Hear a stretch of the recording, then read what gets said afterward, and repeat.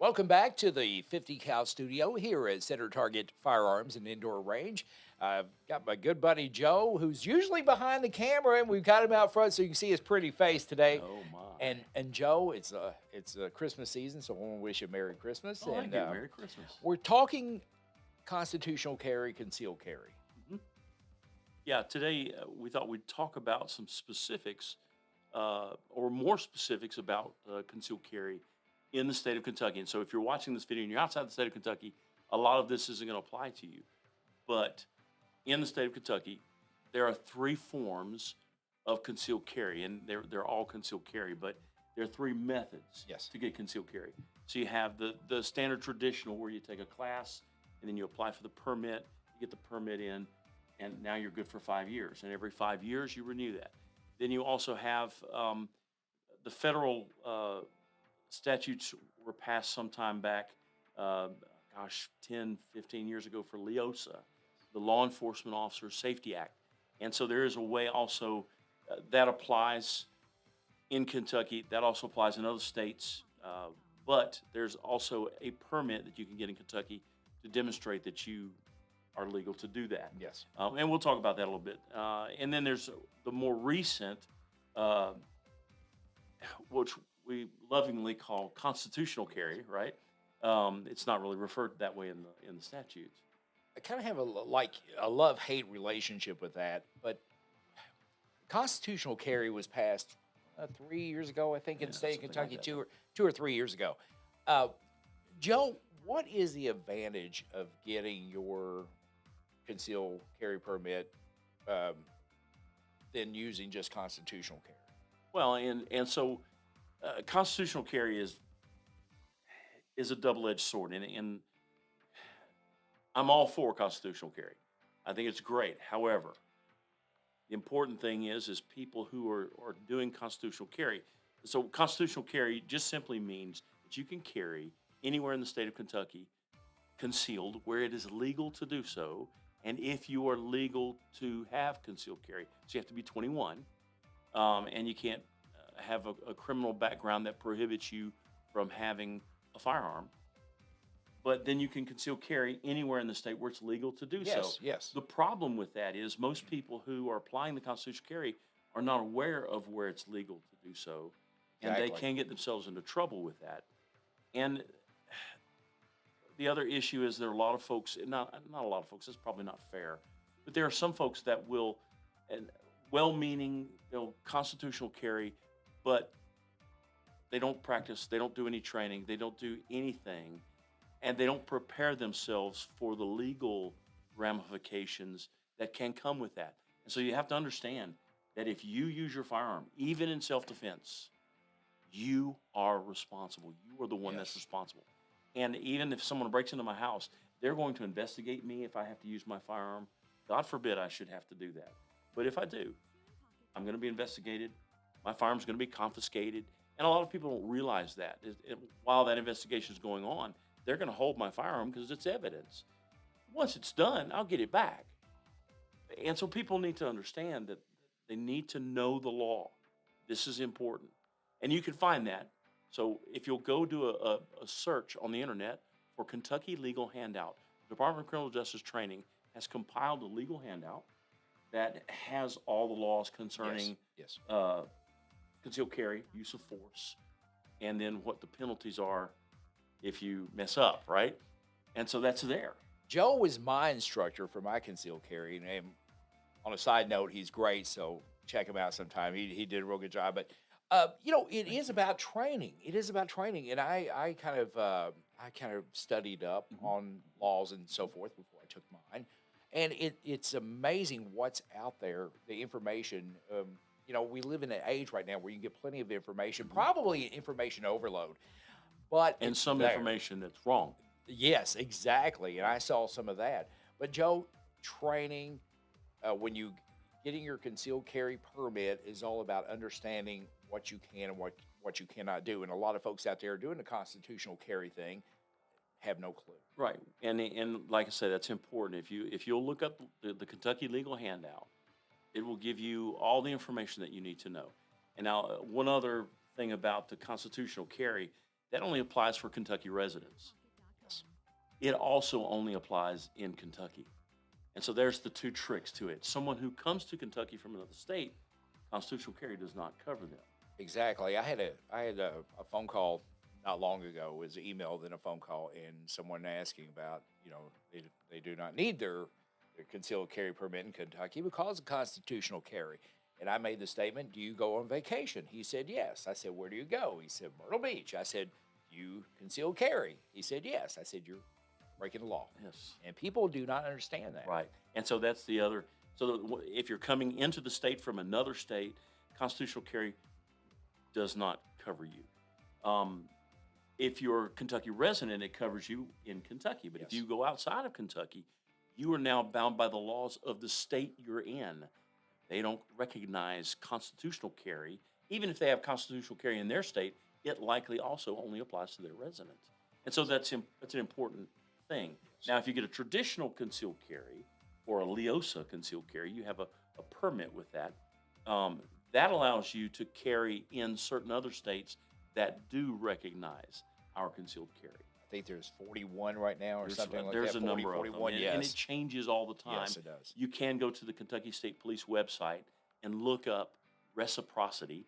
Look up on their website, and it'll give you a map of all the states that recognize our concealed carry. Understanding, though, that you still have to apply the laws in their state. So Tennessee recognizes our concealed carry. However, you still have to work under the laws in Tennessee. You need to know what they are. So, you would call, if I'm traveling, I'll call the states I'm going to and inquire, hey, give me just the basics, Yes. or tell me where I can find the information so that I can look it up for myself. But constitutional carry doesn't cover that, crossing a state line. And it's important. And a little bit of studying and one phone call will make a big difference to keep you out of some trouble. Yes, indeed. Yes, indeed. Now, so then we'll talk about the other two real quick. The LEOSA, based on the Law Enforcement Officer Safety Act, I'll do that because it's going to be a little quicker, is for law enforcement officers who have served honorably for whatever period of time the LEOSA says. I believe the last time I looked, it was 10 years. If you've been a law enforcement officer for at least 10 years and you separated or retired honorably, and I say honorably, that's not the exact verbiage, but you get the idea. Yes. Then you can get you can carry under LEOSA technically in all 50 states. The trick to that, again, is the laws in that state apply. So if I go to Florida, the laws in Florida apply. I'm a retired law enforcement officer. My LEOSA is great, but I have to apply the laws in Florida when I go to Florida. I can't just assume the laws here in Kentucky apply in Florida. They don't. Never assume anything. No, it's a bad deal. With anything in life, never assume, because that gets you in trouble, It does. especially with this It does. concealed carry. Yes. So the LEOSA is great. Kentucky actually has a permit so that you actually have an ID. You get to a lot of states, technically you don't have to have a permit. The problem is you get to a local law enforcement in some remote area, some rural area, they may not be as familiar about the federal laws, and they'll arrest you and then figure it out. Whereas if you have a permit, now you have a permit, and that's the wonderful thing that Kentucky does, and that's typically for retired officers or officers that are no longer serving in an active capacity. And typically the sheriff will say, look, my people are not going to be on the side of the road trying to figure it out. And I agree with that. So Kentucky gives you a permit you can actually get. You have to renew it every year because LEOSA requires recertification every year. Sure. But it's a good thing to have, and then that applies in all the states. We do help you get that here. If you want to come to Center Target, we'll help you with the paperwork that's required, tell you what you need to do, and help you get the LEOSA set up. And then, of course, we offer recertification for officers. Just come in, we'll take you on the range, let you shoot, let you get your qualification over for the year, and then you can reapply, and you have to reapply for that each year. So then the final one is the traditional, the one that we've had for decades. Yes. And that's the regular concealed carry where you have to take a class. The class is either a Department of Criminal Justice training class or it's a KSP approved class. They changed the law a few years back where there could be other classes, but they have to be approved through the Kentucky State Police. We do both here. We are able to do both here.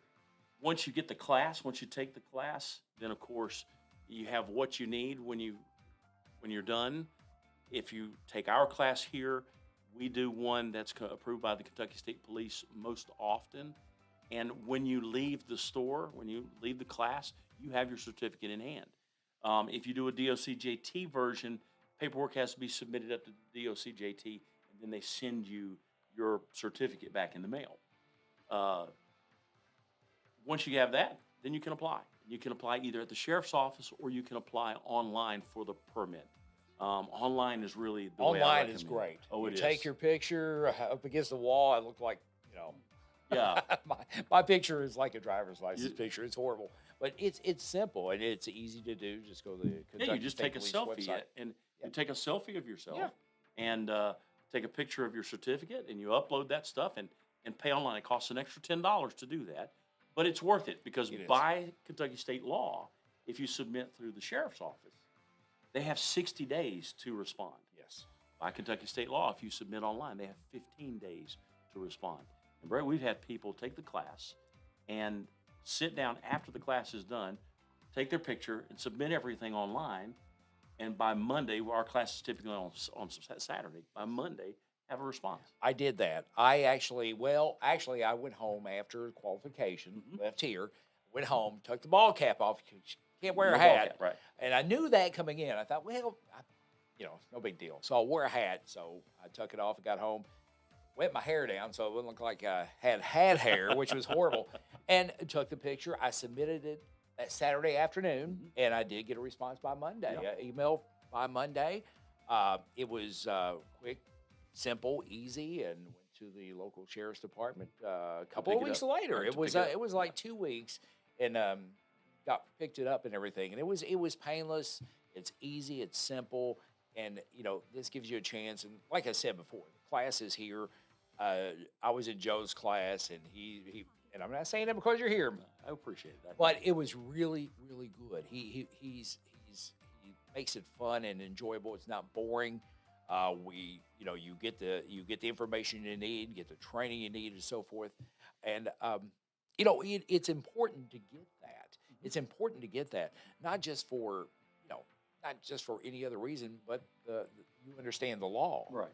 and they last for 5 years. Yes. 5 years. Right. And if yours expires, you do have to take the class again after, I think if you let your license expire. You have to let it expire quite some time. Yeah, it's a while. If it just expires and you're within a few months, You're okay. you're okay. You may have to pay an additional fee, but you're okay. The trick here is, in all three of these, you need to know the law.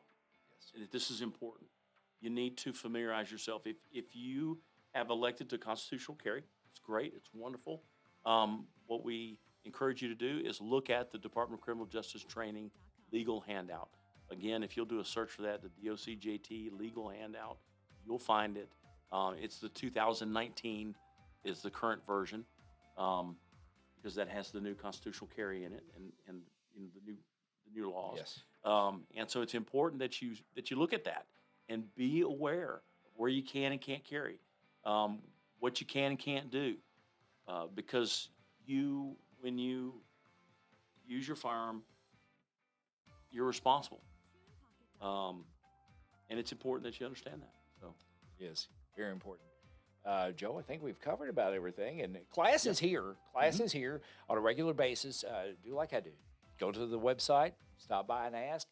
They have classes all the time here, and you'll have Joe and some other folks teach them as well. yes, I think. and other And, instructors as well, right? and if you need information about the concealed carry, want to know, talk to the guys here. Law enforcement experience abound here, and you can talk to Dan, Bobby, yourself, and you can kind of get what's going on with it and why you should get your concealed carry. Joe, Christmas right around the corner.